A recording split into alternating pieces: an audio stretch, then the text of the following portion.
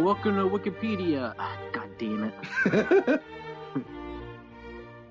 Hello, welcome to Wikifiends. I'm your host, Joe. I'm David.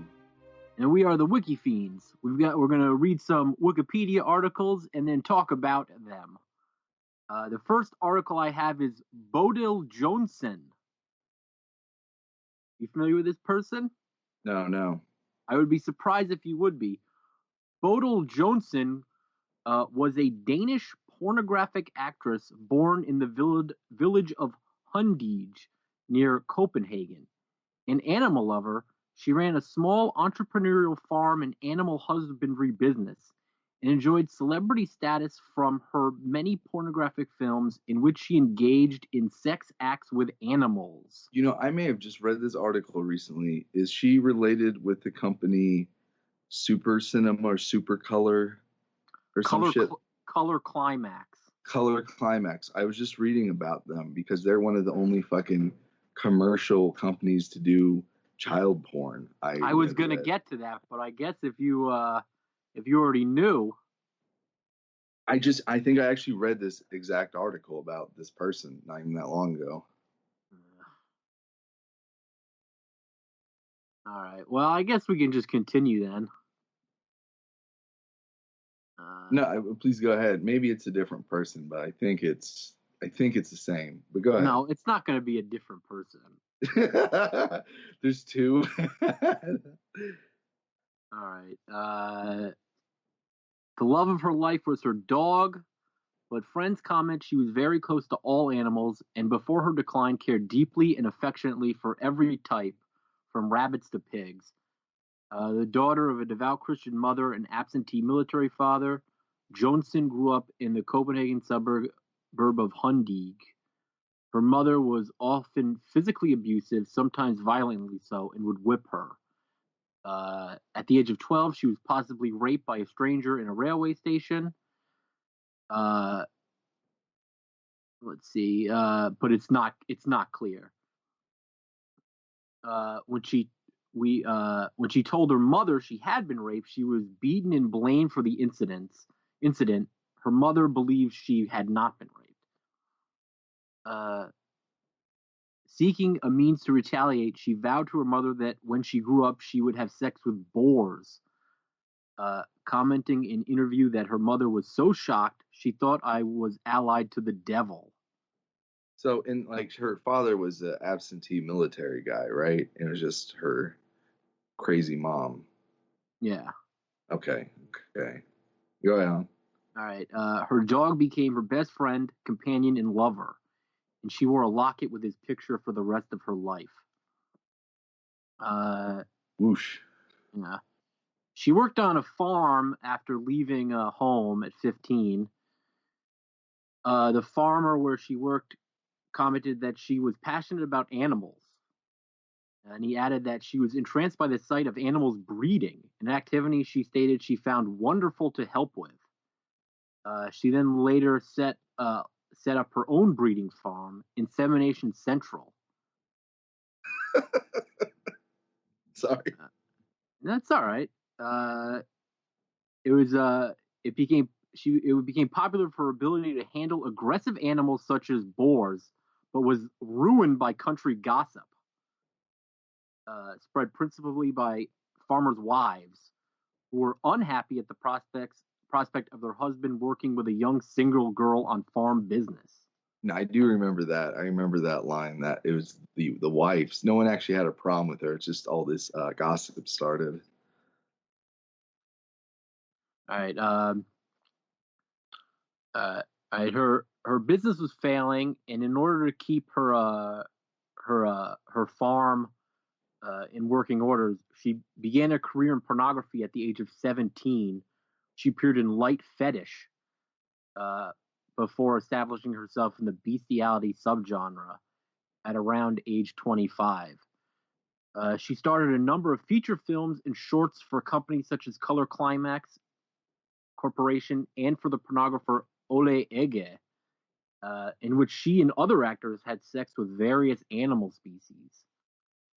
Between 1969 and 1972, she starred with animals in over 40 movies. Jesus. The movie A Summer's Day was released in the U.S. as Animal Lover. Let's see. In this genre, Joensen drew special attention worldwide as the Boar Girl, a reputation earned from her live performances with swine, as well as her participation in films shot with pigs of her own breeding center. The movies she appeared in combined a peculiar blend of the tolerant contemporary Danish society image and Scandinavian rustic nostalgia. Her Danish biography comments on her domestic life. The scene is classic Rabelaisian more than anything else, harkening back to the Middle Ages when people and their animals often did live in the same house. Yeah, that I do remember that too. That's kind of interesting that like the chicken running around in your kitchen, like she lived that kind of rustic life, medieval life. Mm-hmm. An award-winning documentary, Bodil Joensen, in Summer Dag Julie, which I believe is a summer day in July, by Shinkichi Tajiri, shows her living with her animals on her farm during this era, including their care, her affection for them, and her sexual life, entirely to the tune of Beethoven's Sixth Symphony. An involuntary artistic choice that became necessary when the original soundtrack recordings became unavailable through a gaffe. At the time, she lived with 2 rabbits, 7 dogs, a dozen pigs, some cats, a guinea pig, a mare, and a beautiful black stallion named Dreamlight. Her Danish biographer commented later that she seemed a very open, warm-hearted person, very at home with nature, and that when she plays her erotic game with a dog or horse, it is not only a sexual curiosity, it is an erotic play with animals she loves and who are devoted to her. It was a surprise winner of the grand prize of the Wet Dream Film Festival in Amsterdam in 1970, where it premiered. Joensen immediately became an underground celebrity and drew attention from other documentary makers as well as tourists towards her expanding farm. All right. So she was able to live on her own and maintain her farm. She had a daughter born in 1972 with a human companion. Reference materials suggest various relationship roles, varying from companionship to partner. It's not established who the partner was.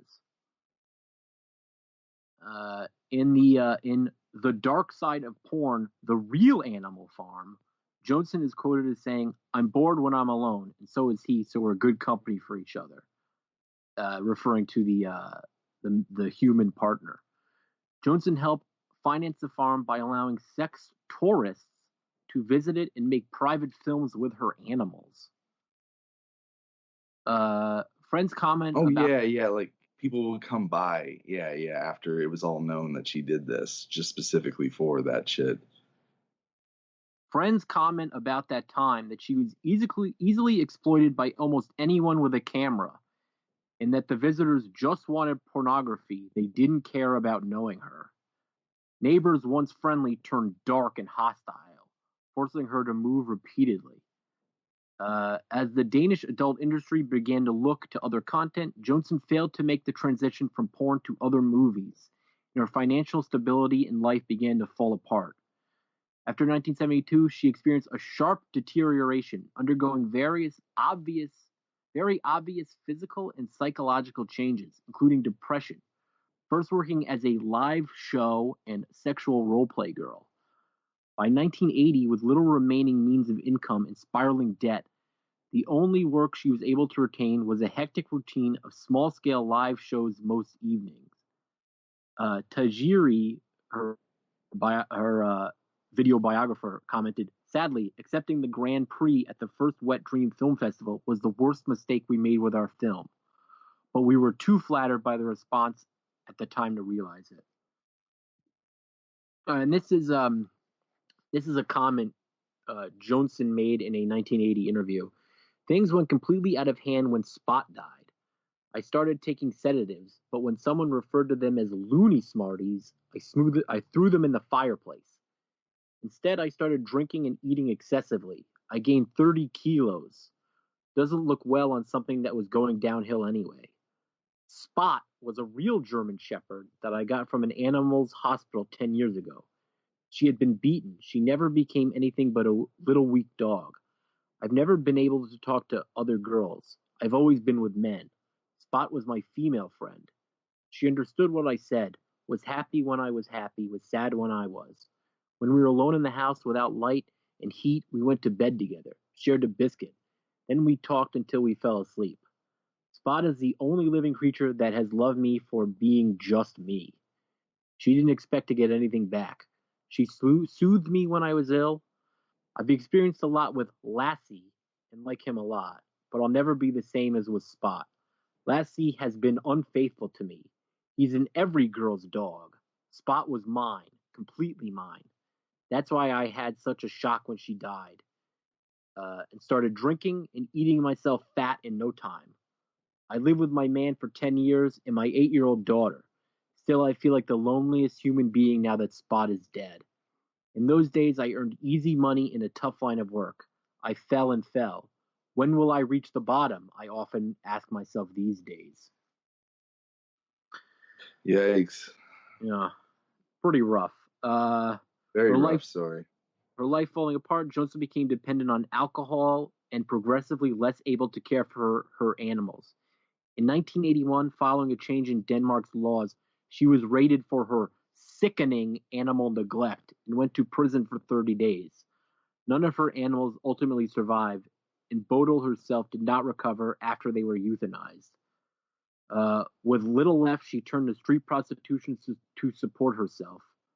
Her partner, an alcoholic himself, and daughter, although friends comment that even then she did not want to be with people this way. All she wanted was her animals, as it once had been. Resorting to exchanging any sexual favor for alcohol and tranquilizers, she stated in her final interview that, in my position, it is hard to turn down anything, no matter how disgusting. For me, staying alive in the hooking business is hell. That was her last interview in 1980. She died in 1985. Many believe she committed suicide. But officially, she died from cirrhosis of the liver, or at least according to a documentary about her. She was 40 years old at the time of her death. Oh, wow. Yeah. So, and I just wanted to read a little bit of Color Climax, a Danish pornography company based out of Copenhagen. They're still around today. I often see sort of still images. I guess not often, but occasionally I will see still images, and to me they always looked fairly I guess not quaint. You might be able to call them quaint if they weren't more erotic, but or if they were, you would call them quaint if they weren't as erotic, I should say. But those were pretty much just normal, either women posing or women and men having sex, is what I see floating around like on Tumblr. Well, it's like that 70s pinup style. Like, what is it? It's like a French movie. Well, Scandinavian, in the country. Yeah. Scandinavian teen sort of thing. But they also produced child pornography, which I have not seen on Tumblr. Wasn't it? It was. I looked into the law about this. They actually just made it a law. Like, you can do this. It's 100% legal. And so I guess that means just not even making it, but the act itself of abuse is legal. Yeah, well, what I've gathered from this, and I did look at Wikipedia's Talk Color Climax Corporation, so it's sort of a behind the scenes of Wikipedia. The editing. I guess like wiki editors discussing it. On the main page, it says that they were the first commercial company to produce child pornography from 1969 to 1979. And they had several different, I guess, like genres within that. They had a Lolita series and a other incest family, preteen sex, sucking daddy, child love. And it says some of these girls were, or I guess, some of the girls were between 7 and 11. Jesus. Nah, they're fucking monsters. No, it's Denmark, right? This was all in Denmark. Yeah. But what it says in Color Climax talk is that they were producing child pornography in Denmark, but it looks like the child pornography was people aged 15 and up, because apparently it was legal to have sex with someone 15 and over, right? And because it was, the child pornography was legal, you could film it. It appears that they did not produce it in Denmark, the really young child pornography. It was produced in other countries, but it was just, the headquarters were just in Denmark. I see. So they were trafficking in the material. They weren't necessarily there. Yeah. I guess that's their plausible deniability. Yeah. It says here under the talk, all Color Climax child porn films were made legally. Until 1980, Danish law did not ban child porn. Thus, the 1970s child porn films of Color Climax were legally made, however repugnant they would be to modern folks. They stopped making such films after 1979, when the age minimum for being in porn in Denmark after 1980 was, I believe, 15, up until early 2000s, and in other nearby countries like the Netherlands, where it was 16. Thus, what constitutes child porn today in Denmark is different now than from before. This means that some of what Color Climax produced after 1980 did not qualify as child porn in the 1980s or 90s, nor would it have been viewed as such by the Danes at the time, since 15 to 17-year-old would not have been viewed as children in the context of porn. The pre-1980s porn films that involved prepubescent children still qualify as child pornography under a general definition, even though they were legal in Denmark at the time. So it seems like, even though they were legally made then, the ones where it's pre-15-year-olds, it's illegal now, which is good, or is, well, yeah, very understandable that would be the case. I don't know, when all this back and forth, like splitting hairs over a couple of years, it's like the whole thing is fucking garbage. Like, you know what I'm saying? Like, I don't know, like, it's crazy that it's still like, it's the same business. You know what I'm saying? Oh yeah, we had connections to guys that made this, like, and we're still businessmen, Yeah. So I was very surprised when I came across this, but because I was familiar with that name, that company name, but I had no idea they were involved in these products and producing this material. This stuff does bring out my Puritan streak a little bit. Like, these guys should be.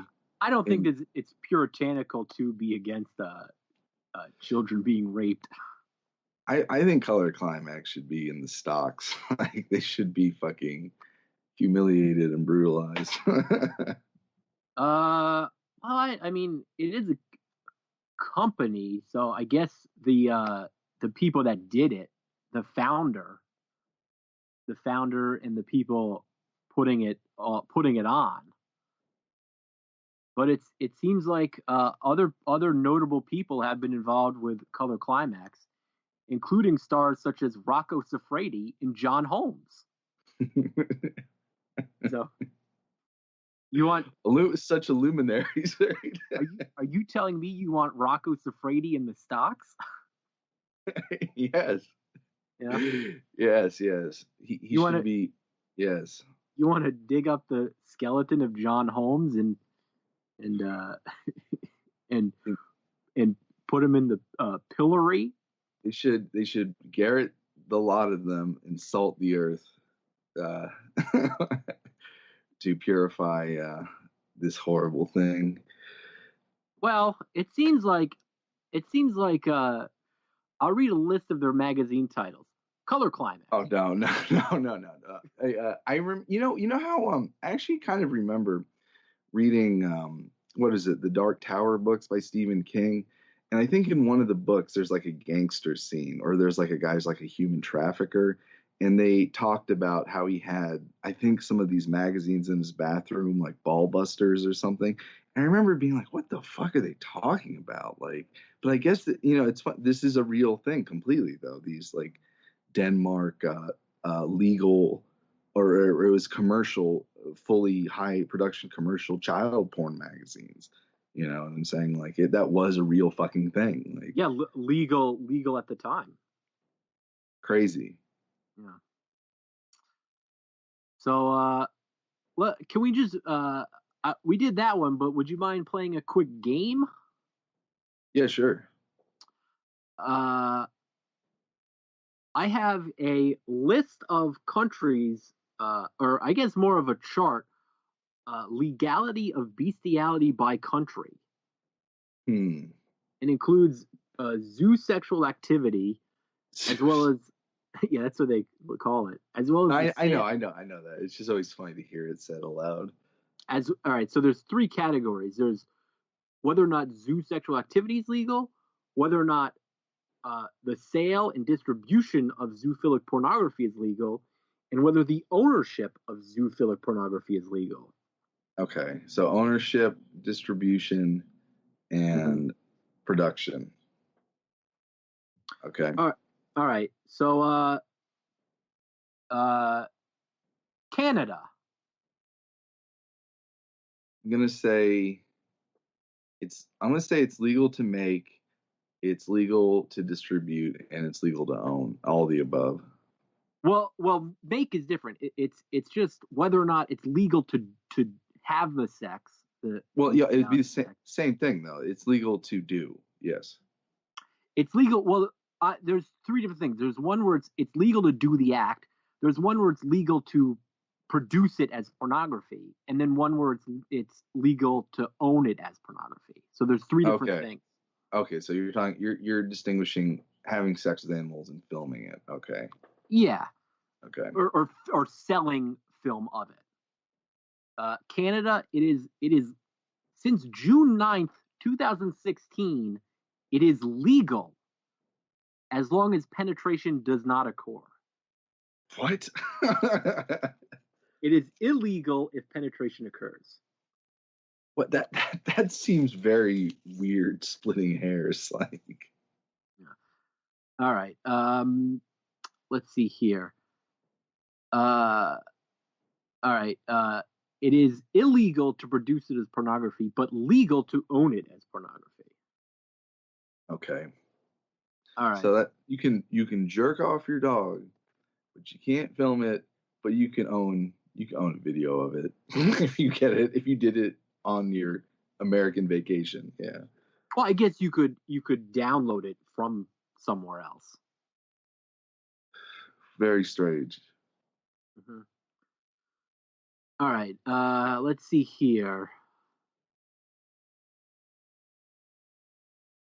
I'm going through U.S. states, and let's see where it is. I'm counting up the number of states where it is legal to do the act. It looks like it is not illegal. It looks like it is illegal to produce it. All right. Oh God. All right.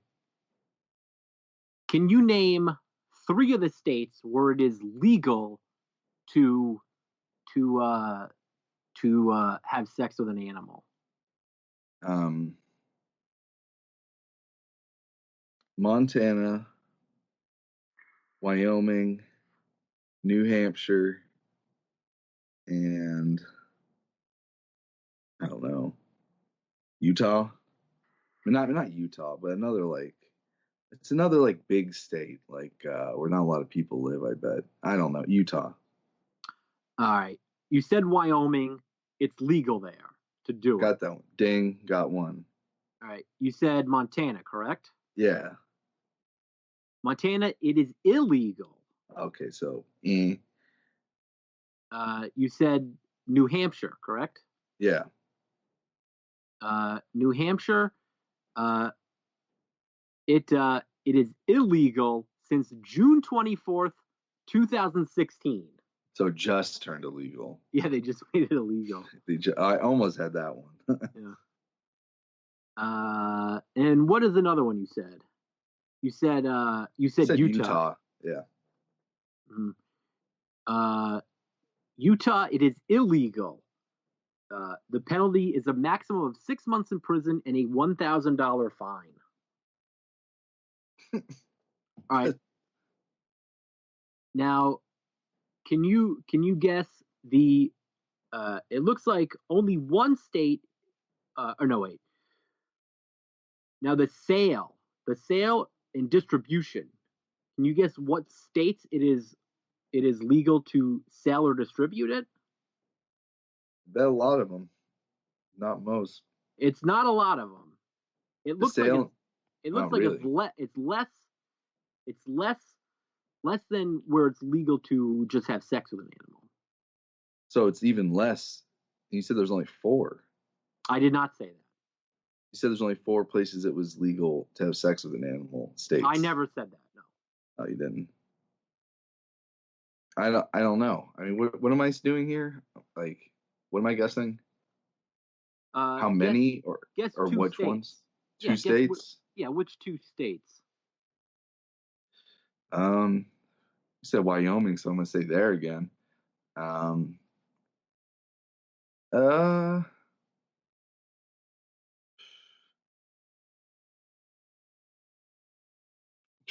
Colorado.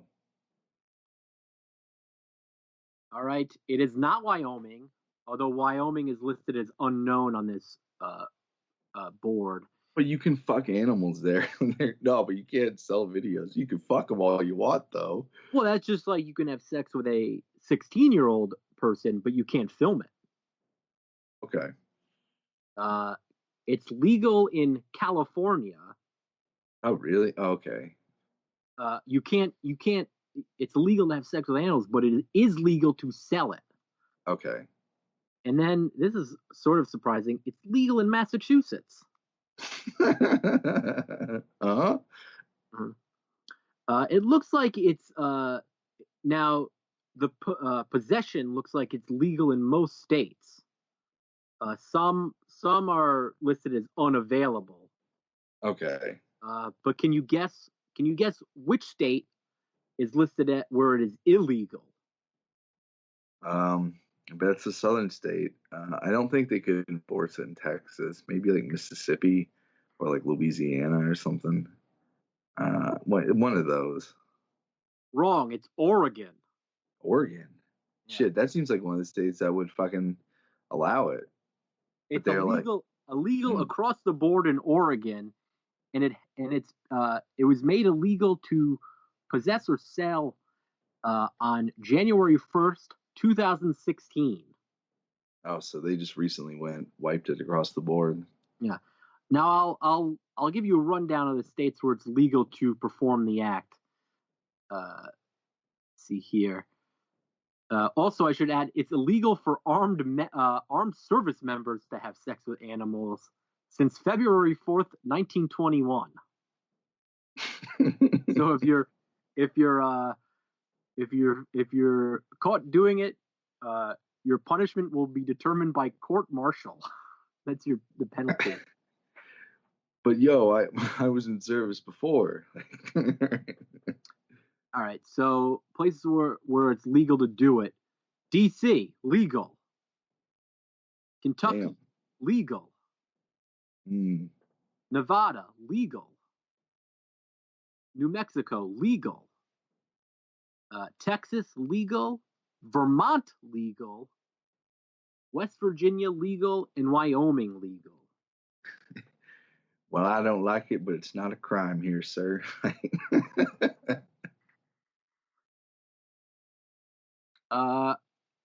Can you? Oh my God. Can you guess which country in the Caribbean lists it as legal to have sex with an animal? In the Caribbean? Mm-hmm. I don't know. Dominican Republic. I'll give you a hint. It's one of the few freedoms they have. Cuba? You got it. Really? Yeah, and this is odd. The only other place where it's legal for civilians is on Guantanamo Bay. What? It says legal for civilians, illegal for armed service members. So that seems fucking so specific. It's just like an area. All right. Yeah, I know it's weird, and it's on Cuba, so I guess it sort of makes sense. Okay. All right. All right. There's one country in South America where it is legal to both produce bestiality pornography and own bestiality pornography. Can you guess which country? Give me a continent? South America, I said. Brazil? You got it. Okay. And it was made illegal to have sex with animals in 2015.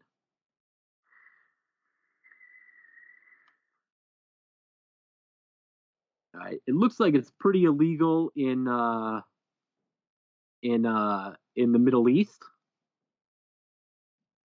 Good. See where else. In China, is it broken up by prefectory? by what's the term? I can't remember. Prefect.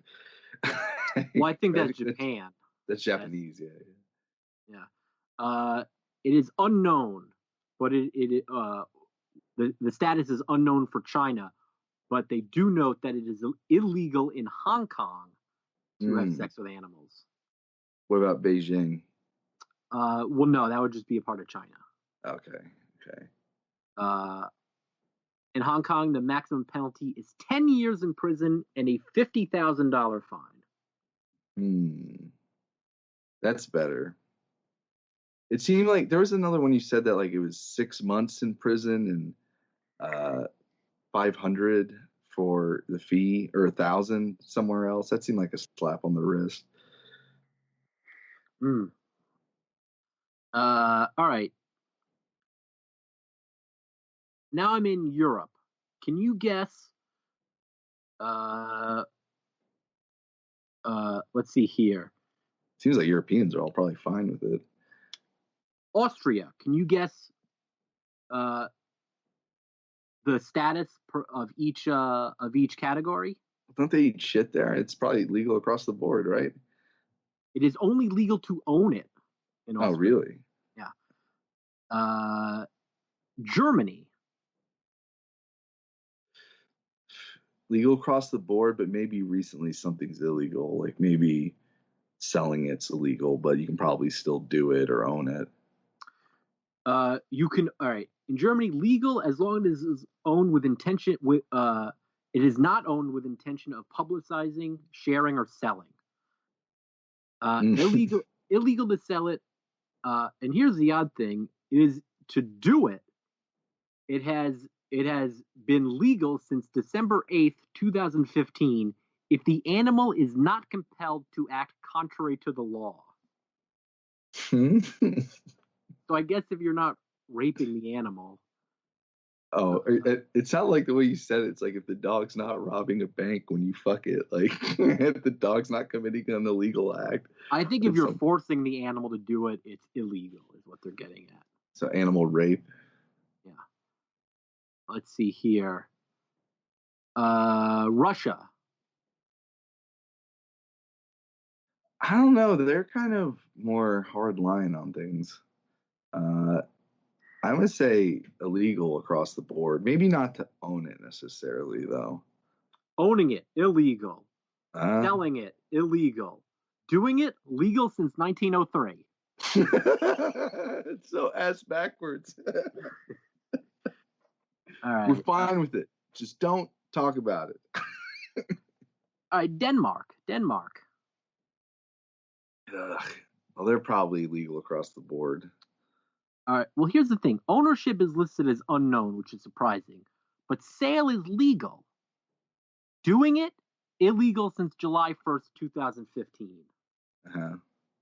Okay, so you can sell it but not make it. Iceland. Fuck, I don't know. Individual climates of these places. I imagine it's all just varied. Like, I bet it's, I don't know, legal not to do it, but to own it and sell it. It's in Iceland. It's legal to do it. It's legal to sell it, and it's unknown if it's legal to own it. It sounds like it probably is. Like you can make it and sell it. So Iceland is. Yeah, it seems like if you had it, you could just be like, "Oh, I'm selling this." It seems like that's how you get away with it if you possessed it. You know, it's funny that the Germans make the distinction about animal rape and just animal pornography. It's interesting that everybody else is like, nope, it doesn't matter. You know, like it's all good. It's all good in Iceland. Like, all right, Belgium. I don't know, legal across the board again. It's legal to own it. Illegal to sell it. And it's been illegal to do it since 2007.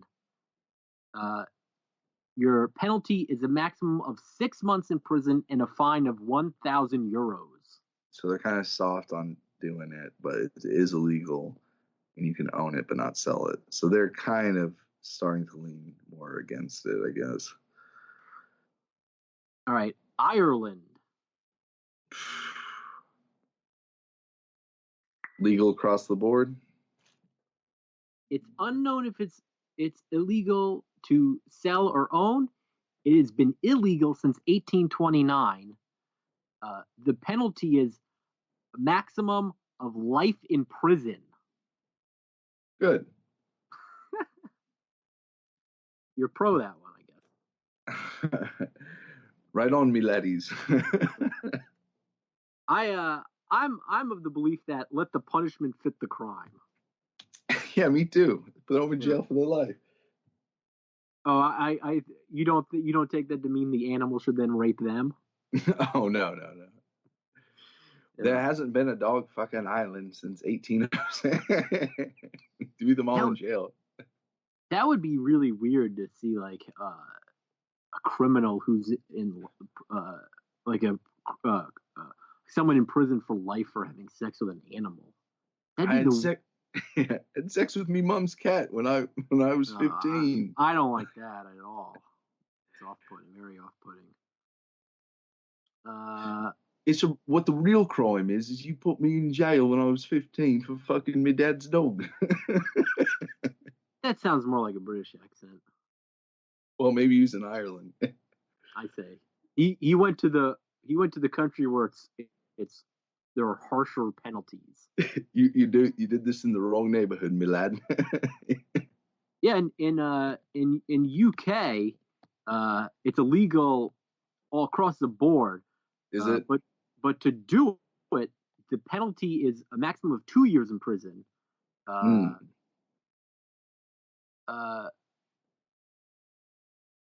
So and looks like to sell it or own it is a maximum of 12 months. Hmm. Well, at least there's some payment for that. That's good. Yeah. So that's pretty off-putting, but Something you need to know about. It happens. Now, everybody knows about this story. I mean, this isn't my article, but I did pull up the article about the guy who got killed having sex with a horse. That's yeah. like a famous story. Mr. Hands. I think that was in Oregon too. Wasn't that like, maybe that was why they had those, they changed it. He was at a farm in an unincorporated area in King County, Washington. Oh, Washington. I knew it was the Northwest. He was an American Boeing engineer from Gig Harbor. His colon was perforated. Jesus. Yeah. So that shit's not cool. Not chill. Also, I'm back to America. I'm trying to find the harshest penalty for doing it.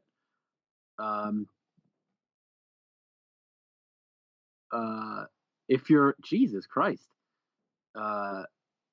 this is really weird. In Louisiana, a maximum of 5 years in prison and $2,000 fine if you're 18 and over. A maximum of 50 years in prison and a $50,000 fine if you're under 18. So if you're 18 and you have sex with an animal, you could face 5 years in prison. If you're 17, you could face 50 years in prison. 50? Yeah, 50. So it's weighted up for the younger? Yes. That's really weird. Oh, it's the same in Illinois. What that must be some like thing to scare the shit out of kids or something. That's crazy. I've never heard of it being like a punishment being harsher for underage than.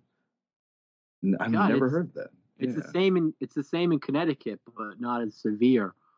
1 year in prison if you're 16 and over. 5 years in prison if you're under 16. There must be some kind of like thing about this, why they did that. I don't know. That seems weird. Maybe it's outdated or something. I don't know. Yeah, maybe. I tried to find the most lenient punishment. Ohio, maximum of 90 days in prison. Wait. This can't be. It says it's been illegal since March 19th, 2017. That doesn't sound right. Oh, it's like perspective. I guess these Ohio people have a little over a month to have sex with as many animals as they can.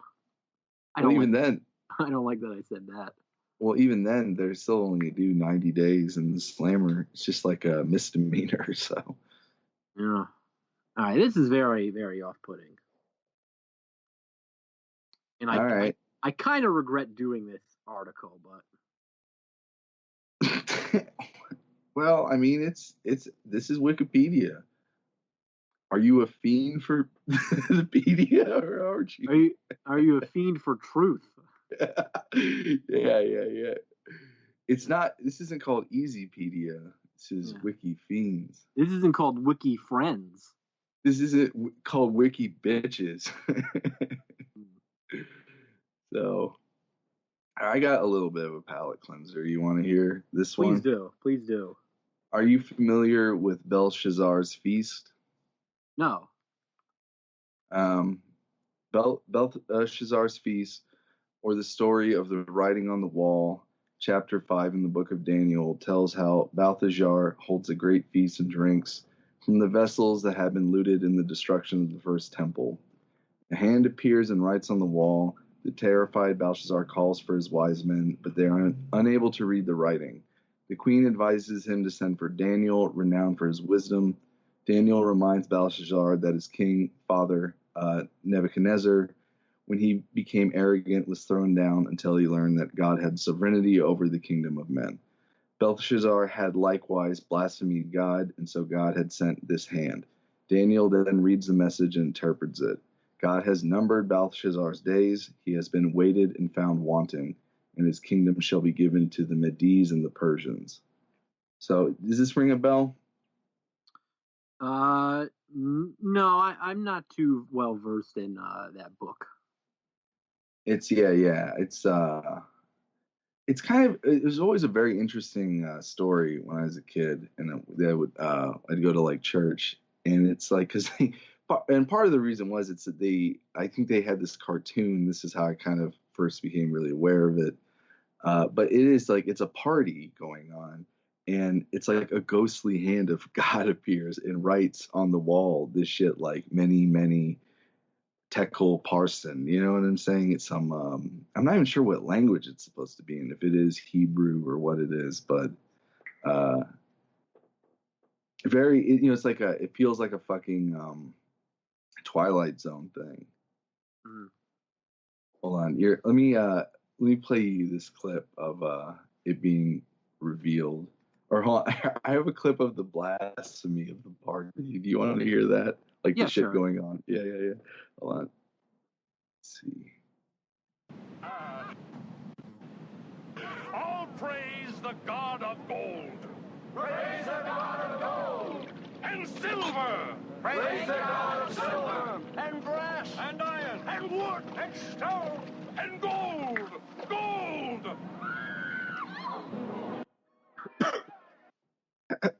That's when they see the hand then.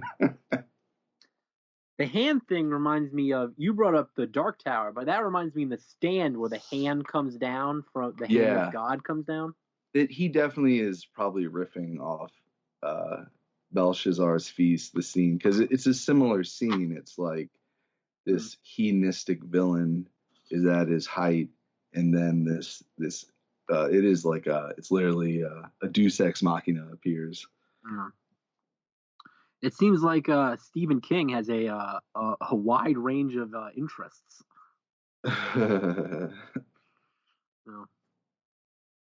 No, I was just looking into that phrase recently as well. The many Tekel, yeah. Ah. And it does mean numbered, weighed, divided.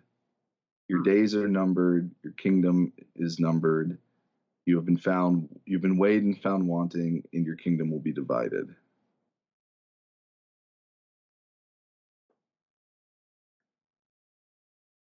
It's kind of like one of those phrases like Sic Semper Tyrannis or something. Like you'll see it. I remember looking up that phrase, and there's like a cartoon of Napoleon at a feast and a hand writing that behind him. Yeah. It seems like it could be, if it was in wider circulation, you would see it in modern political cartoons. Definitely. Maybe it is, and I'm not aware of that. I guess it's where the writing on the wall, that phrase comes from. You see I seen the writing on the wall. You know, my time is limited. You know what I mean? This is the exact origin, I believe, of that euphemism or whatever. Say the literal phrase again, though. Many Tekel Parson. Or how is many spelled like the modern English word many? Mene. Mene. Okay, like mene. Yeah. All right.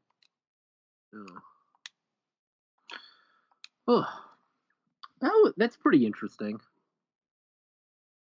Yeah, it is. I really I always struck me like, let me play this other one from it when after the hand has been writing. It's pretty funny. Like, a hand! Look! Floating in the air! Oh God! Writing on the wall! It's a trick! What is it writing? Oh God, save us!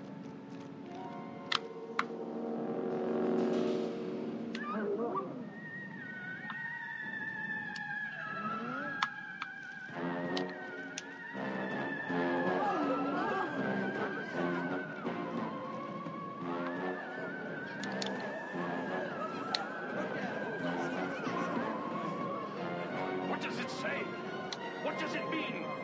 Astrologers? Magicians? My lord, we are as puzzled as everyone. You telling me? What is that from? This is kind of a whole different thing too. It's this shit called The Greatest Adventure: Stories from the Bible. It's these direct-to-video cartoons about like these two archaeologists who go back in time to all these Bible stories. They used to show it in fucking Sunday school when I was a kid, and it would also be on like network TV, I think. Mm-hmm. How's the animation? It's not bad.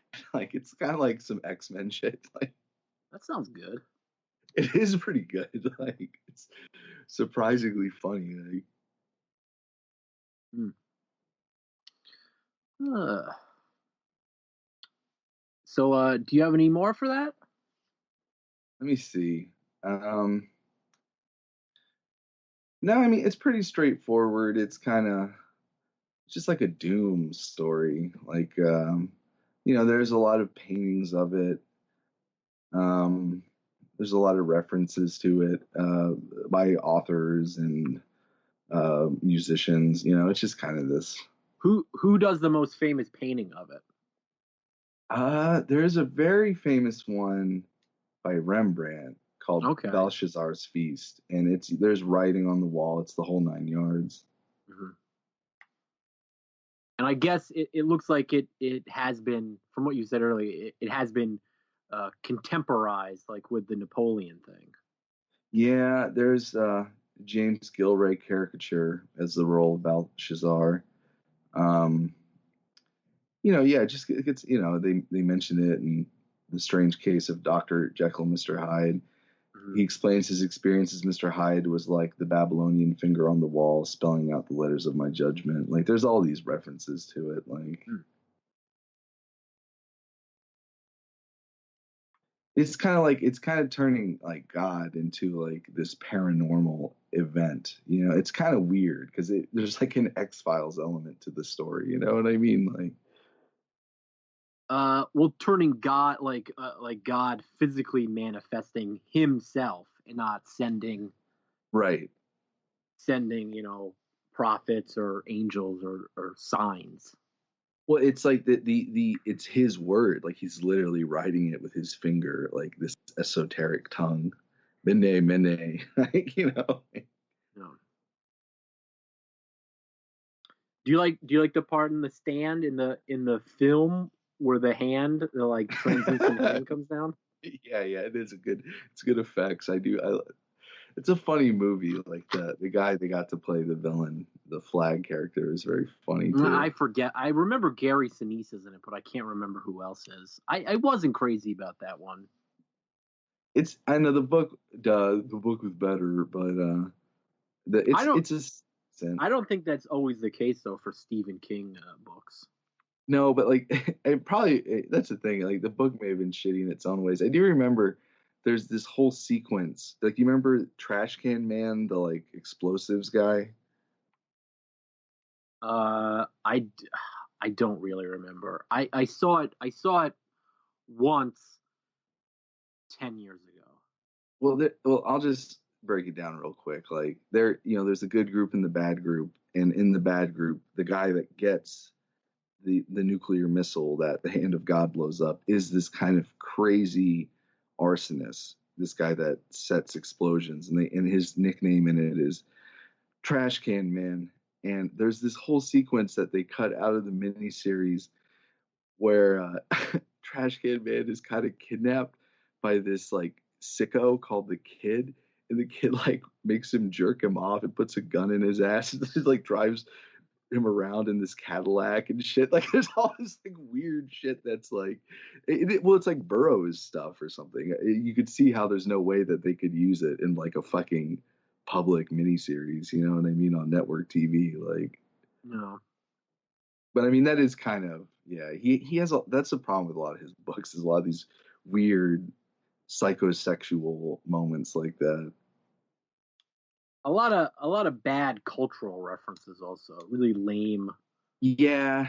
Out of date cultural references. all like it was like that. They had all these weird psychosexual and shitty cultural references. You know, like Dark Tower had all this shit about ZZ Top and stuff. Like it's really, it's funny, but it's like it would be. It's kind of more works more in a book. But if they actually did that directly, it would just make you cringe out of your body. Like, Yeah. All right. Well, I have my next one. go A for it. very, very short one, unless you have anything else to add. No, we covered it. All right. So I have Goophone. Have you heard of this? No. Goophone, or in Chinese pinyin, Gufang, literally Valley Peak, is a manufacturer of smartphones, tablets, and smart watches based in Shenzhen, China. The company earned notoriety for releasing counterfeit clones of popular high-end smartphones such as the iPhone and Samsung's Galaxy S series, using off-the-shelf system-on-chips from MediaTek and the Android operating system, often with user interfaces made to resemble the devices they imitate. And here's the little thing that was interesting, patent rights controversy. In 2012, Goophone was reported to have filed a patent application for the Goophone i5, a clone of Apple's iPhone 5, prior to the latter device's release. The company even went so far as to threatening legal action against Apple. Law professor Robert Feldman at UC Hastings expressed concern over China's patent policy, to which he stated that it allows this type of behavior. So it looks like Goophone, the company, released a clone of the iPhone 5 in 2012. Right. And then filed a patent for it. For the copy, right? For the copy, and then threatened legal action against Apple. It's bold as fuck. It's pretty funny. And I looked at some of their phones. They look exactly like it looks exactly like a Apple phone, I guess. Goophone. They look pretty good. They're in huge price reductions. I wonder how much they'd have to change it legally to not be considered a copy. I don't think they changed it at all. But I'm saying to do it legally, like I wonder what they would have to do. Oh, I don't know. I don't even know if they I don't know if they change it enough, then they wouldn't be able to try to sue iPhone, because then it would be distinct, so there would be no case. Well, it doesn't make any sense because it's like it's not connected to like iCloud and stuff. Was it Goo Cloud or whatever? Like they just have their own shit, Like yeah, I mean, they've got all software. That weird. They've got all that weird China only stuff. Like how they say like Baidu is one of the biggest search engines in the world. What was it? Tencent QQ. That's like their chat service. I remember QQ. It's like the company Tencent, I think, is this Chinese company that has all this kind of social media shit like that, and it is all, I think, like China or like contiguous countries only. Mm-hmm. So that's all I had for Goophone. I just thought that was a fun little article. Yeah, that's weird. You want me to do a quick one? I have another kind of quick pop culture one. I actually like that. Go for it. I've got a little game that'll do more palate cleansing from that horrible first segment, but. Well, let's dip back into fucked up stuff. Like, have you heard this site called nowthat'sfuckedup.com? I'll allow you to do a bleak, harrowing article, but then I'm going to do the fun game. So yeah, I don't want to end on something that's upsetting. All right, so have you ever heard of nowthat'sfuckedup.com? Is it from the people that made Now That's What I Call Music? Nowthat'sfuckedup.com was a controversial website depicting corpses in kill zones in Iraq and Afghanistan. It existed from February 2004 until April 2006, when it was shut down under Florida obscenity laws. Often known by its initials NTFU, it had an initial focus on user-contributed amateur pornography until it adopted a novel business model whereby U.S. military personnel, unable to use their credit cards due to the point of sale being located in high-risk regions and wary of repercussions from their superiors, could gain access to the site's content in exchange for proof of military employment for free memberships. So I guess they were just offering free memberships based on where people are accessing from. And the pictures submitted were soldiers posing with tanks and other harmless situations at first. As word spread of the free admittance, so-called trophy photos or graphic depictions of corpses and other disturbing imagery directly from kill zones in Iraq and Afghanistan began to be submitted. The site took on the idea of a bodies for porn model. After receiving national publicity, proprietor Christopher Wilson was arrested on 301 total charges, 300 misdemeanors and 1 felony under Florida obscenity laws. Wilson hired the high-profile First Amendment law firm of Western Garu and DeWitt, as well as received legal assistance from the American Civil Liberties Union and others. They eventually worked out a plea bargain with the prosecutors. Under the deal, Wilson agreed to the closure of his business and to not work on any adult websites for 5 years and pled guilty to 5 misdemeanor charges.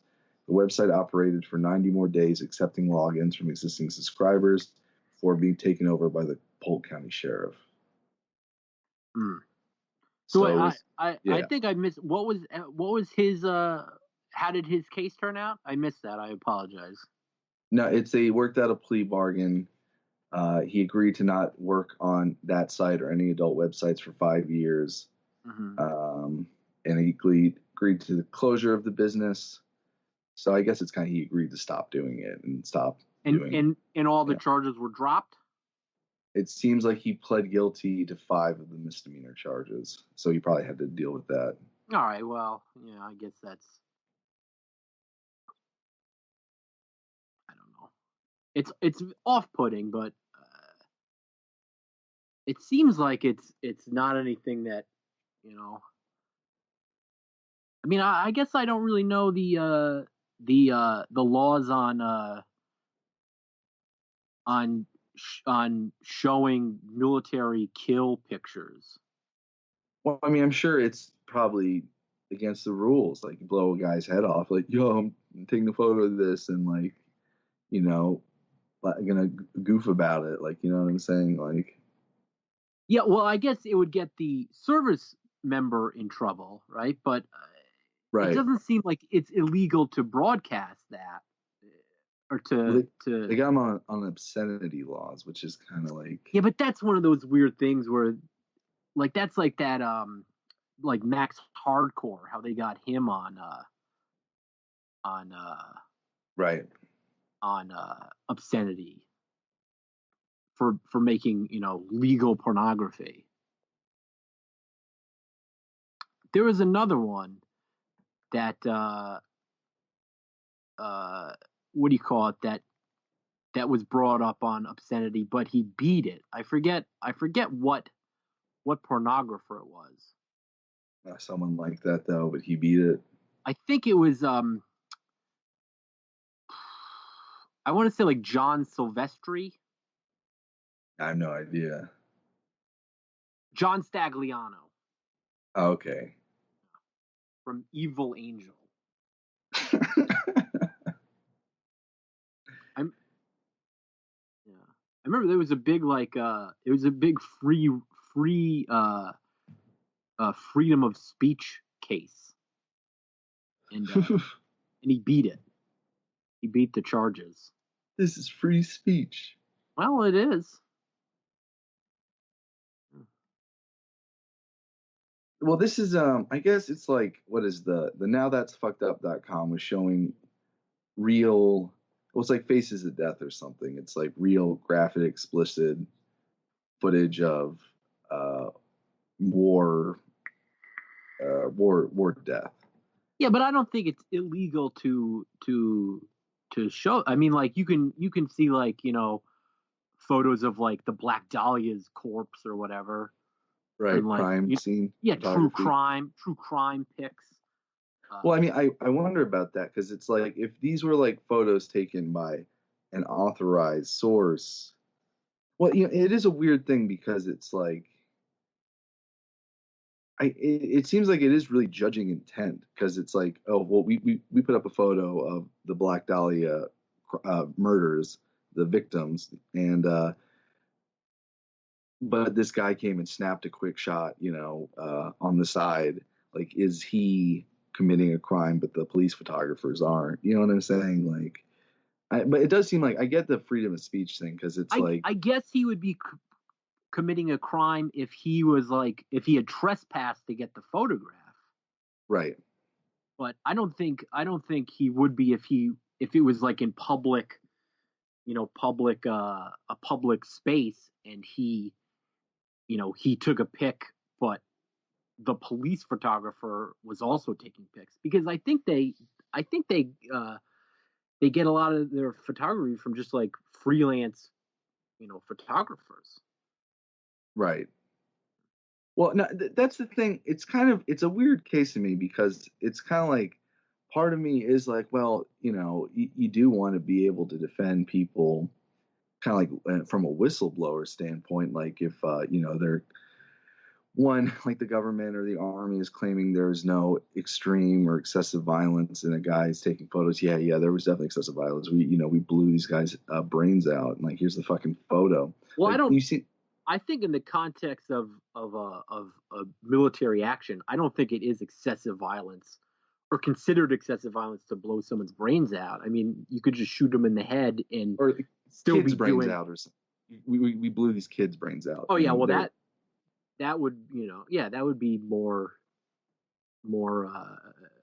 clear cut as a right, a violation. Well, right, and it's like the military personnel would be violating their thing by doing that, their protocol by taking a photo of that.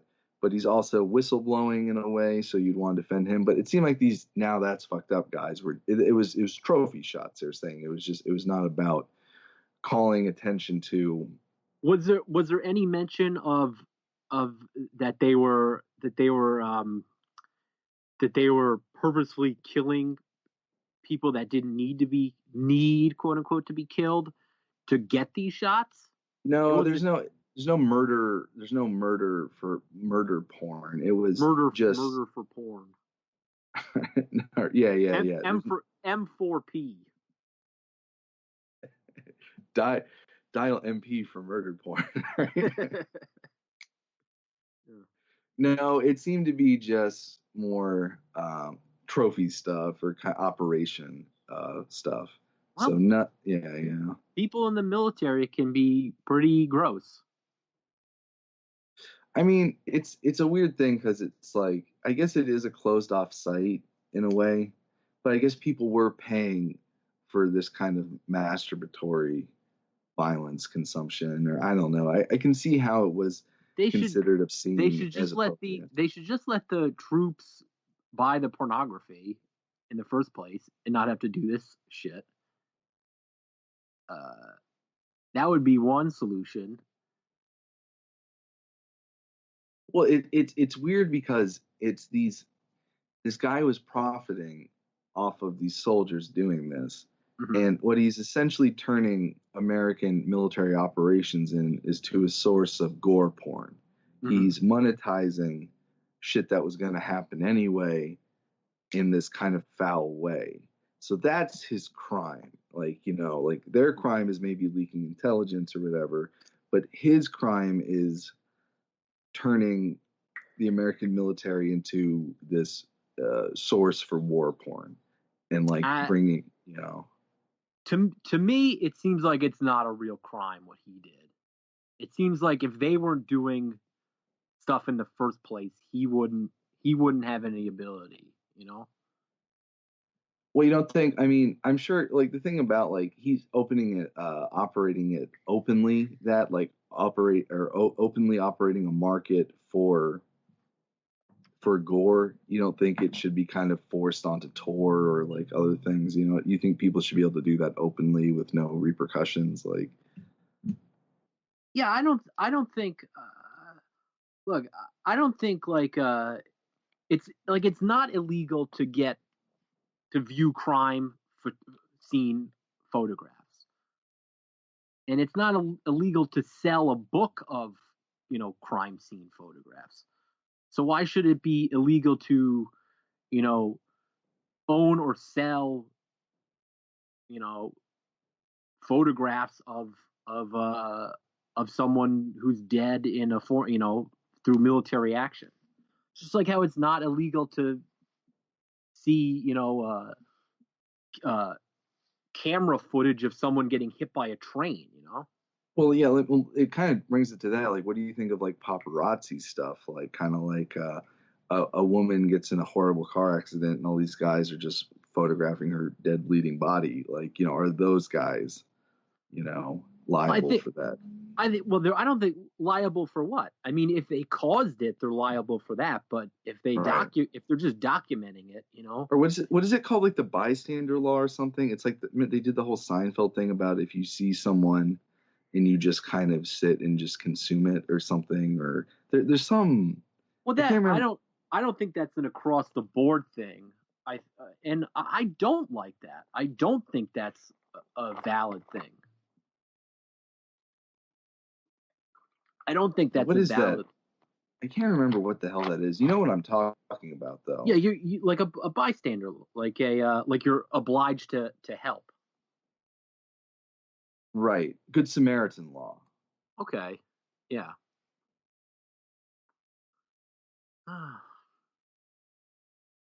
And well, this is kind of like Good Samaritan laws offer legal protection to people who give reasonable assistance to those who are or believe they are injured or in peril. So this is to protect and reduce bystanders. Yes, this is to reduce bystanders' hesitation to assist for fear of being sued or prosecuted for unintentional injury or wrongful death. So it's a little different. This is more an incentive to help as opposed to a punitive. It seems like it's some sort of like a law that enforces a duty to help. Right. You would be probably into something. You wouldn't be into like what is it? A penalty for doing nothing, but would you be? You seem like you'd be into a Good Samaritan, that you get certain protections if you are acting with this intent.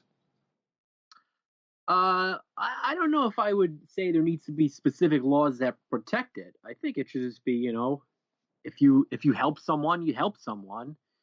You shouldn't get in trouble for that, but you shouldn't also be punished. You shouldn't be punished for not helping.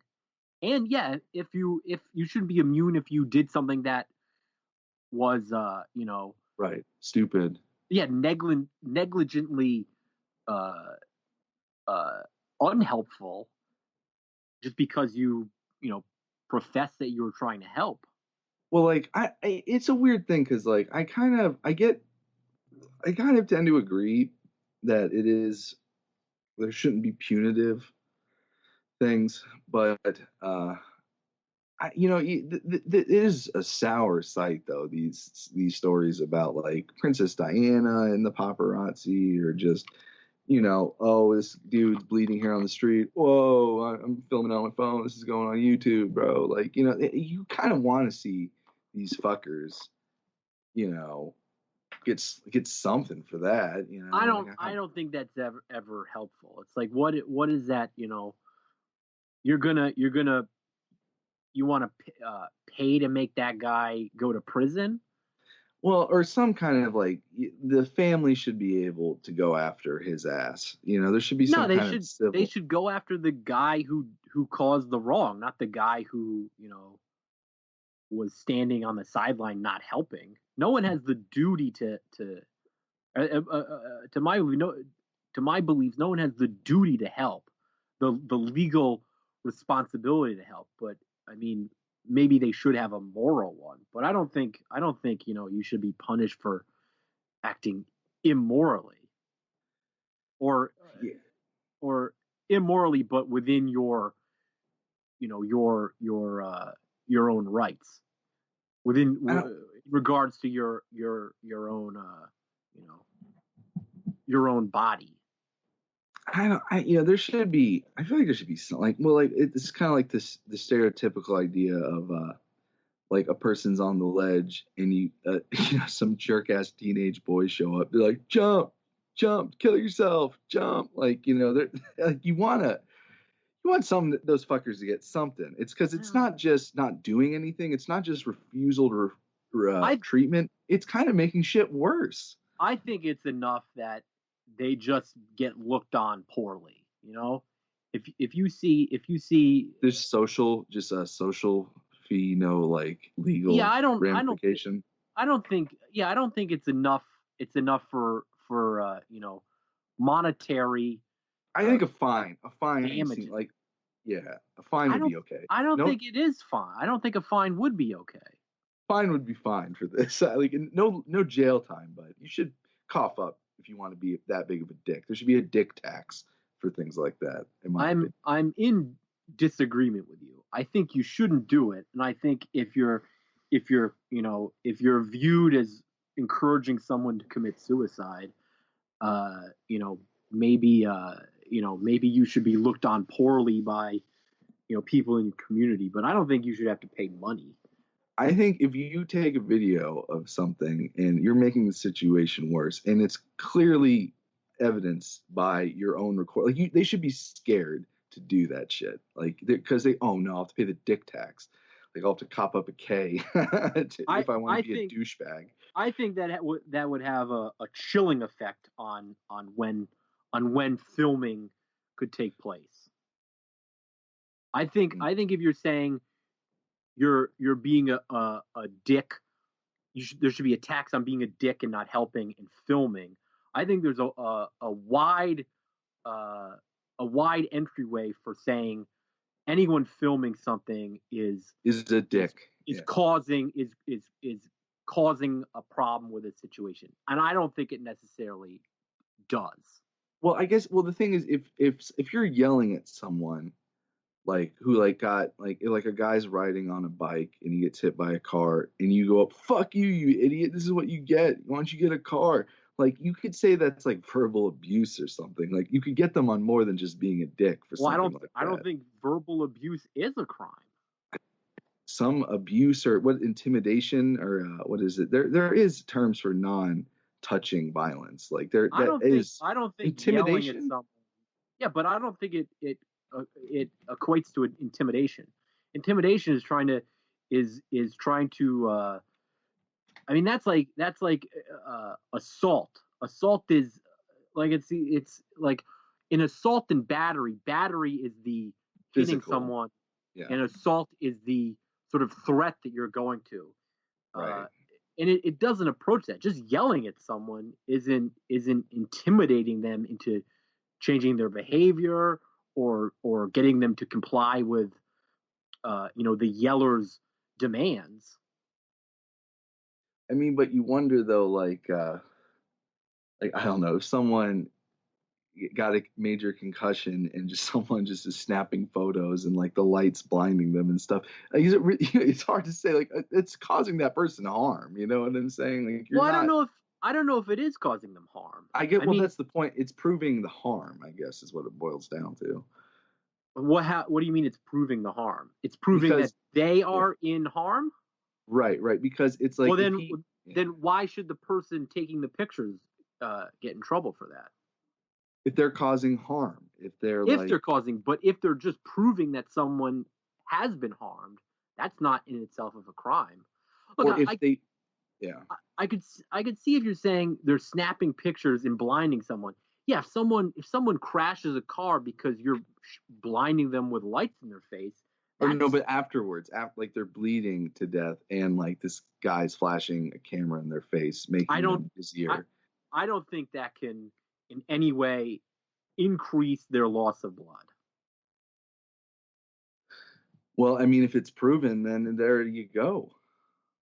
Yeah, all right. If you're saying that that someone taking a photograph, if you can prove that someone taking a photograph of someone bleeding causes them to die, then yeah, you would have a legitimate argument. But just taking pictures in and of itself is not enough.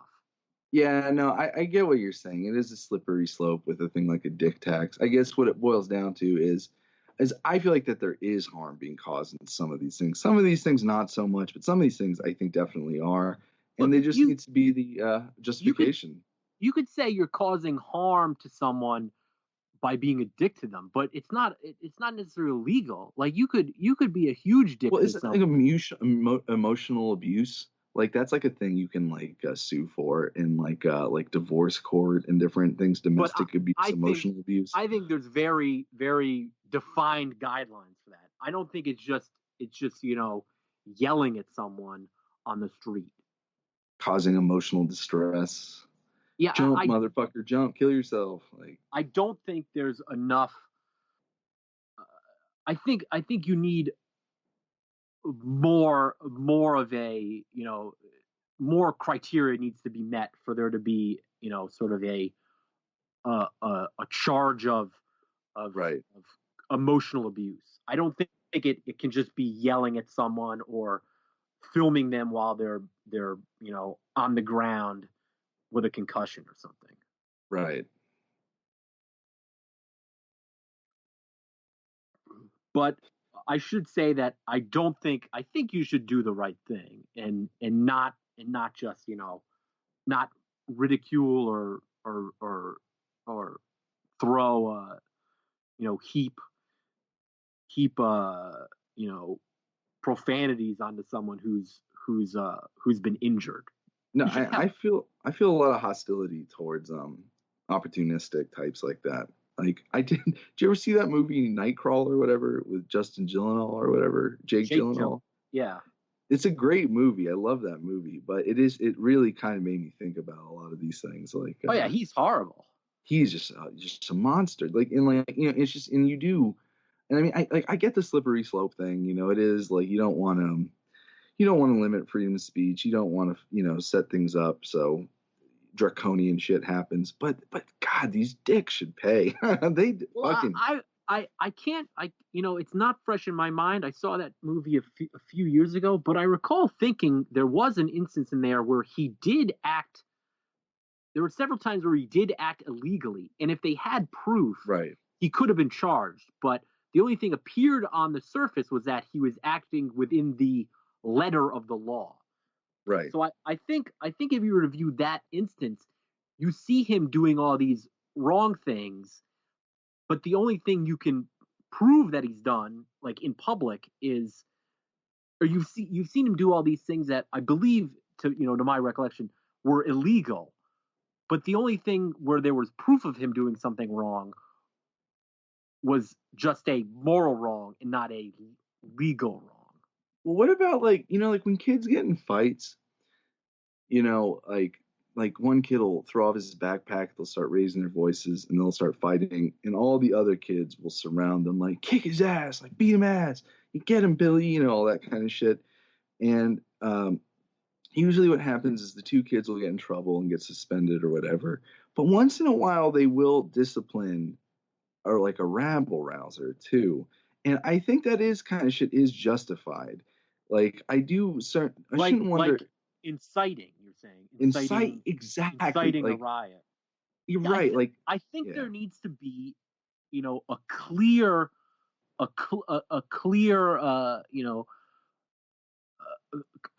line of evidence that the actions that someone took created a situation in which someone's rights were violated. Someone's physical being was injured. Yes. I think that like if you see a fight happening and it's like there's like an egging on law or something, it's like if you don't have to necessarily break it up, but if you're like, yeah, fucking kill him, you know what I mean? Like you're not. It is like you're disrupting like it's not like you're disrupting a police operation, but it's kind of like you're fanning the flames of something that's bad for society. You are acting against society when you do things like think that. it needs to be more than just saying like whoop his ass though. I think no, yeah, I get what you mean. Like I think legally it needs to be more, and I don't have a moral objection to there being a legal requirement that it's more than just saying like teach him what to say. It has to be something more than just that to to be a words as violence. No, I agree. I think there's an acceptable, there's like a plausible amount of just energy release that should not necessarily be punished. But I do think there is a line with that stuff, though. You know what I mean? Like it's like conspiracy to commit crime, or like we've touched on this before, but it's like the like the hiring the hitman to kill your wife. It's like that. You didn't, you asked some guy and you told them you would pay them money. It has to be like a clear thing with that. You saying words causally made this thing come about. I'm trying to see, I don't know, it's easier with the fight thing. The suicide thing's a little different because, it's like they're Kevorkian and all that kind of stuff, but I guess it's easier to just keep it focused on the murder stuff, or the fighting. Anyway, we've kind of exhausted this. We talked for a while. It's a good conversation, though. It's interesting. All right. Well, I want to get to the fun game that's the palate cleanser, and all right, maybe we can wrap up with this. I've got a list of Simpsons guest stars. Oh, Jesus. People that have guest starred on The Simpsons. I'm gonna tell you. I'm gonna be working from early seasons. No doofy late ones. And I'm going to name the character. I'm going to give you a description of the episode and name the character. I want you to guess who did the voice. I know you're not the best at what do you call it? The celebrities, but I think you'll do okay on this. Okay. All right. We'll start it with an easy one. From season 1, Krusty gets busted. Homer witnesses Krusty the Clown robbing the Quickie Mart. Kelsey Grammer. Yes, Sideshow Bob. Was it the other guy? David Hyde Pierce plays his brother in the other one. Well, that's later on, but yeah. Yeah. All right. That's a good episode though too. I do like that one. Life on the Fast Lane. So in this one, it's Marge's birthday. Homer thoughtlessly buys Marge a bowling ball with his name on it, and to spite him, Marge takes up bowling, in which she meets a French bowling aficionado. I remember this episode. Jacques. I don't remember from the who first it is. season. You don't remember who did it? Who played I don't remember. Jacques? I do remember this episode very vividly, but I do not remember who it is. Let me think. I know. Well, it's got to be some hunky voice person.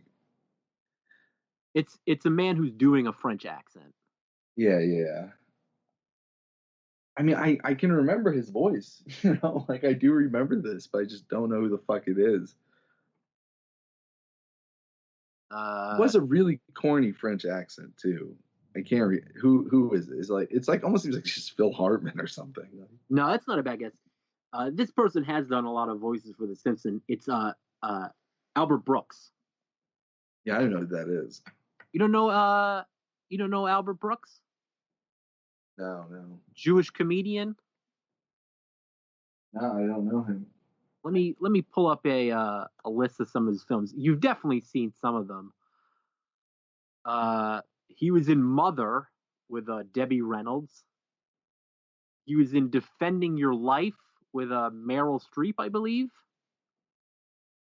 Lost in America. I haven't seen any of these. Modern Romance. I don't know any of this shit. The Muse. No. He was in the Twilight Zone movie. Did you see the Twilight Zone movie? I've seen that, yeah. All right. Here's a list. Private Benjamin. Lost in America. Broadcast News. I'll just move on to the next one. I don't know who this guy is. Did you see The Scout with Brendan Fraser? Maybe. I don't remember that one very well. He was in Drive, apparently. I didn't see that, but... I didn't see that either. All right. No, yeah. All right, next one. All right. Season 2, Simpson and Delilah. Homer defrauds the power plant insurance company and gets hair growth treatment, Demoxenil, and he gets promoted. At which point he gets a personal assistant named Carl. Who voices Carl? What's the character like? He's a svelte, I believe, blonde gay man. And he's voiced by a not svelte gay man. I don't know. Is it like like Nathan Lane or something? Like no, that's an okay guess. No, it's Harvey Fierstein.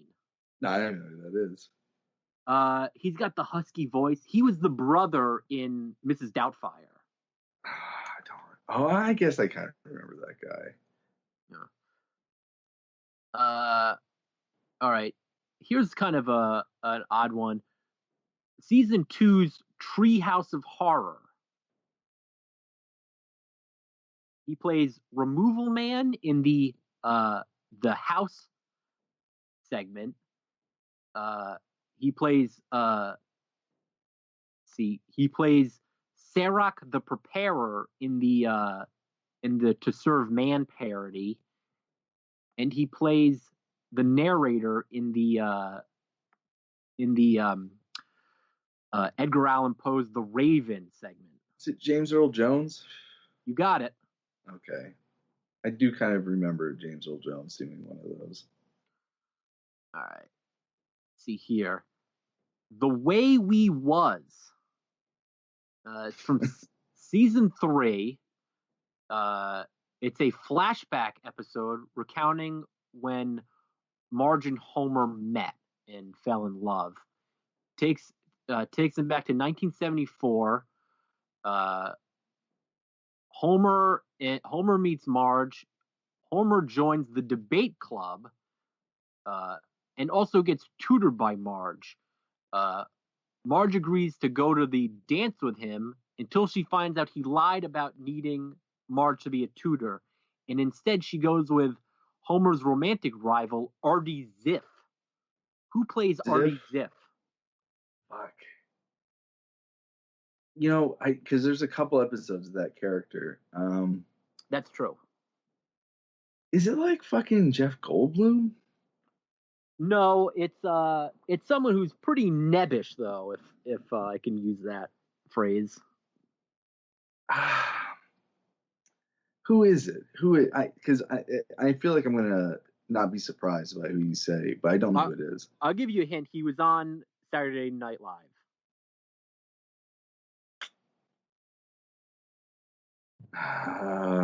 I don't know. I it's like on the tip of my tongue, but what is it?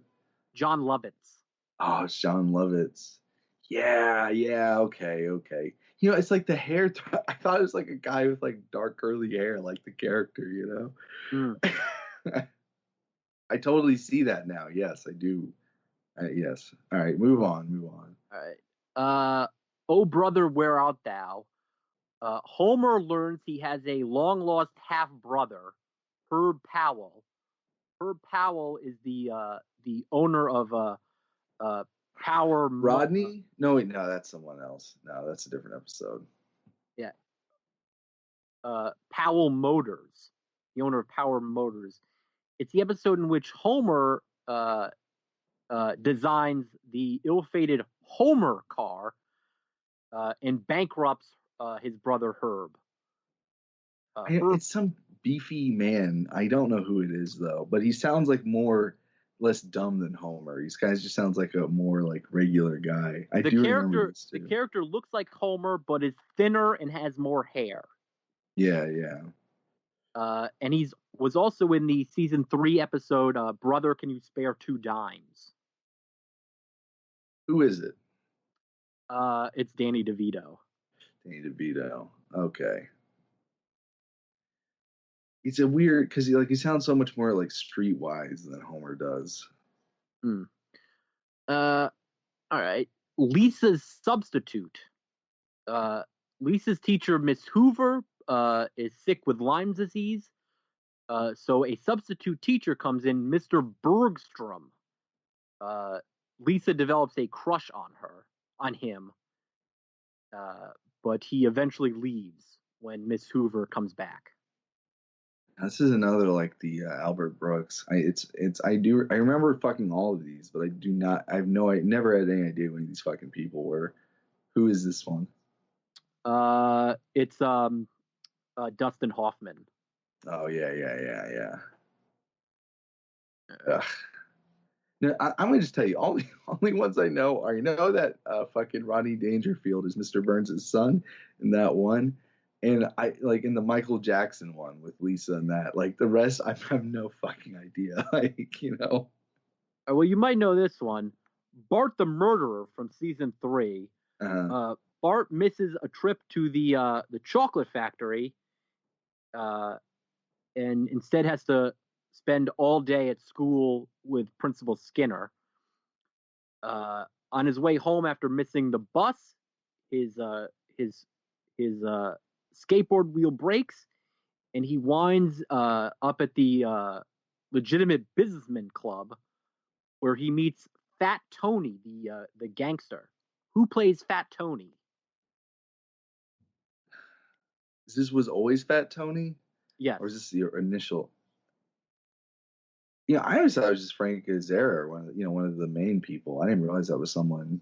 I think there's an episode where the main character, the man who plays him, wasn't available, so Hank Azaria stepped in, or Harry Shearer. But no, this has been pretty much played by this actor. I don't fucking know. I really like it. I mean, it can't be one of the Soprano guys who died.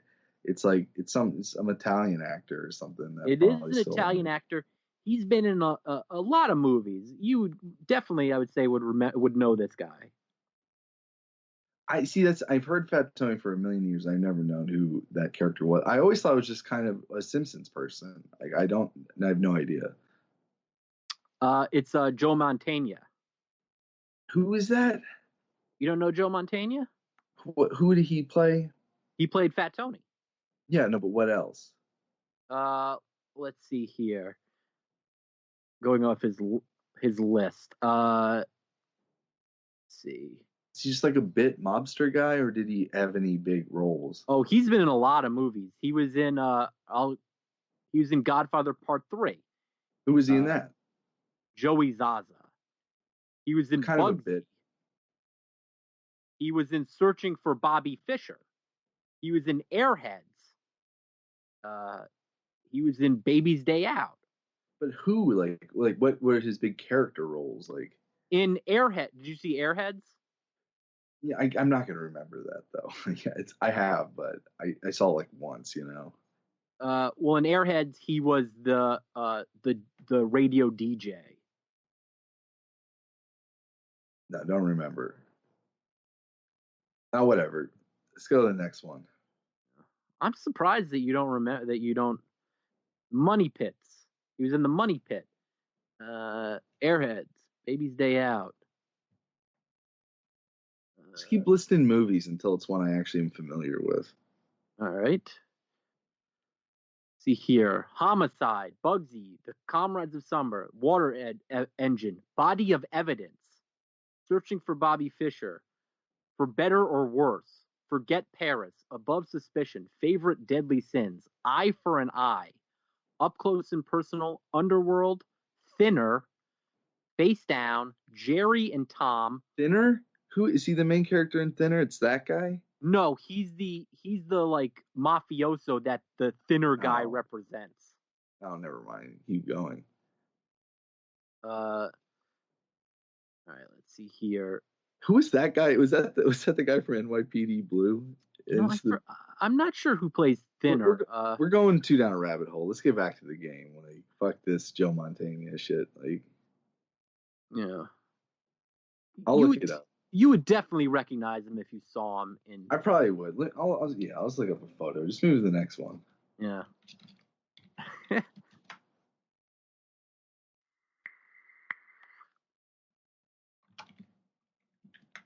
Do you look familiar? No, just go to the next one. I'll look it up. All right. Let's see here. All right, Colonel Homer. Homer is mad at Marge when she tells him to shut up during a movie for talking too loudly. After dropping her and the kids off at the house, he drives out to a redneck bar where he meets a waitress by the name of Lurleen Lumpkin. He then represents her as his manager and helps her start her country music career. Oh, is that Dolly Parton? No, I do remember that one. This is one of my favorite episodes. That's a weird episode, yeah. I love this episode. It's a Beverly D'Angelo. I don't know who that is. She was the wife in all the vacation movies. Oh, okay. All right, season 4. All right, New Kid on the Block. The Simpsons get a new family, or a mother and daughter that move in next to them, Ruth and Laura Powers. Laura, the daughter, babysits Bart, Lisa, and Maggie when Homer and Marge are at a all-you-can-eat seafood restaurant. Bart falls in love with her, but is devastated when he finds out she's dating Jimbo Jones. Who plays Laura Powers? And I'll allow if you can guess, not the actress's name, but who her character name from her famous show. Oh, Darlene. Yeah. Yeah. Sarah Gilbert. Yeah. No, I knew it was some actress, young actress. Yeah. Let's see here.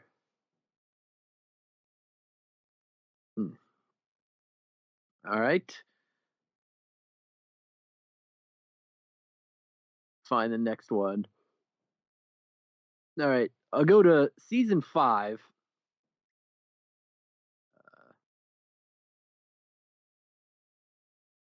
Let's see here.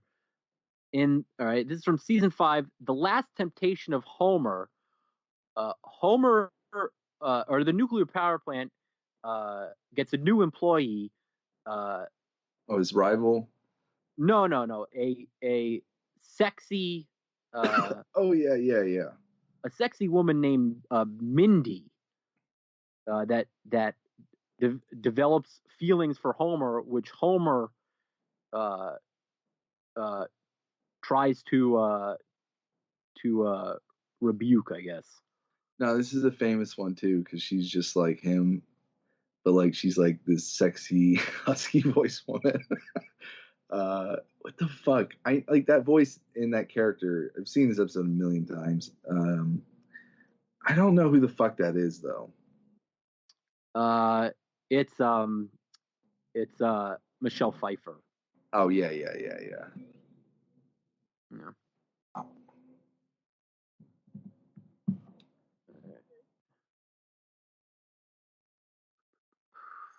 Okay. The next one I have is, let's see here.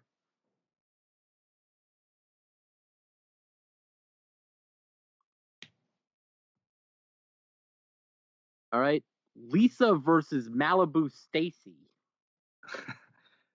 Lisa becomes disheartened when her Malibu Stacy doll only her talking Malibu Stacy doll only utters sexist phrases. She meets Malibu Stacy's original creator. Let's see here. I know it's like some famous actress or something. Like I don't know. Like it's not like fucking what's her name? Like Stacey Lovell is the character. Right. Who plays Stacey Lovell? This woman is known for her husky voice. Don't know, but like I know it's someone super famous. It's Kathleen Turner. Oh, okay. No, I wouldn't have guessed that. Yeah. Let's see here. All right. Season 6, Lisa's rival. Lisa, a girl who skipped a grade, enters Lisa's class and appears to be smarter and more talented than Lisa. Lisa tries to sabotage her diorama, but ultimately confesses to the crime. The character's name is Allison Taylor. Who plays Allison Taylor? I remember this episode, but I don't remember the character very distinctly. Yeah. It's Winona Ryder. Oh, okay. I would never guess that. All right. Let's see here. Bart's girlfriend. Bart begins dating Reverend Lovejoy's daughter, Jessica, after she returns home, and she discovers he's a bad boy. But Bart finds that she's too bad for him. Who plays Jessica Lovejoy? I know it's another ingenue. I don't know. I would not say an ingenue for this one.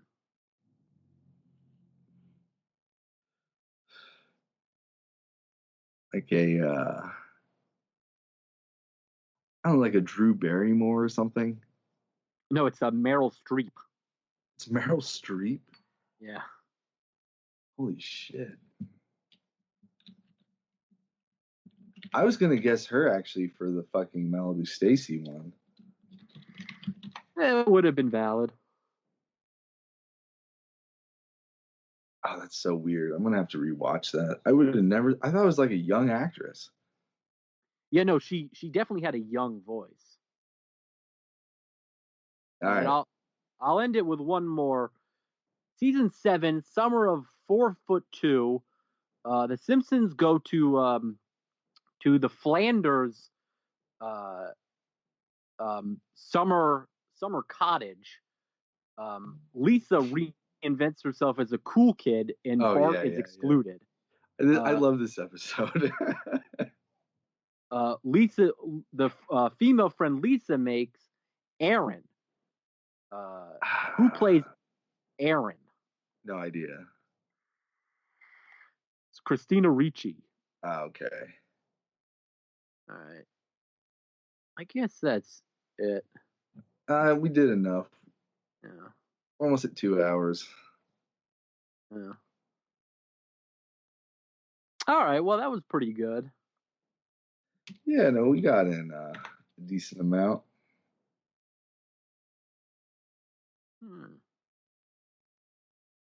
I can't believe the David Hyde Pierce one is 8th season. I thought that would have been way later. Oh yeah. I haven't seen so many of these later ones. The later ones, some of them, pretty decent. I mean, to me, late is 9th season. Right. Oh, here's one. Can you guess who plays the real Seymour Skinner in The Principal and the Pauper? Where it's revealed that. Yeah. This is a crazy one. I'm trying to think. What's his real name was like? What the hell was it? I think it was Armin Tanzarian. Yeah, Armin Tanzarian. No, I definitely remember. It's like he's kind of like a real militaristic, like kind of meathead kind of guy. I can't remember who the fuck it was though. Yeah, this one's not very descriptive. It's Martin Sheen. Oh, that's weird. Yeah. Now there's some ones you never would have known. One more, then I'll wrap it up. Bart Carney. The Simpsons allow carnies to move in with them, but the carnies, a father and son team, they eventually kick the Simpsons out and take over their house. I think I kind of remember. I have no fucking clue. I'm trying to find the character's name. That is such a funny. It's a funny concept. I'll give it to them. It is all right. The character is Cooter. Yeah, I definitely remember this shit. I have no fucking idea. It's Jim Varney. Oh my god. He's dead now. Shit. Yeah, this 2 years before he died, he was in that. Holy shit. Yeah. All right. Well, I think that was a pretty good episode. Yeah. So, anything else you want to add? No. It's good to get another one out. Well, I would like to remind everyone to check out Omega Land Tarot Deck, available on Amazon. I guess that's about it. Yep. Yeah. All right, well, hope you had a good time, and see you next time. Later. Bye. Oh, God. Well, that's good. We're on 38. All right, well, I got to go to the bathroom, man. Yeah, cool. Yeah, I'll talk to you soon. Just give me a call again soon. All right. All right, peace, dude.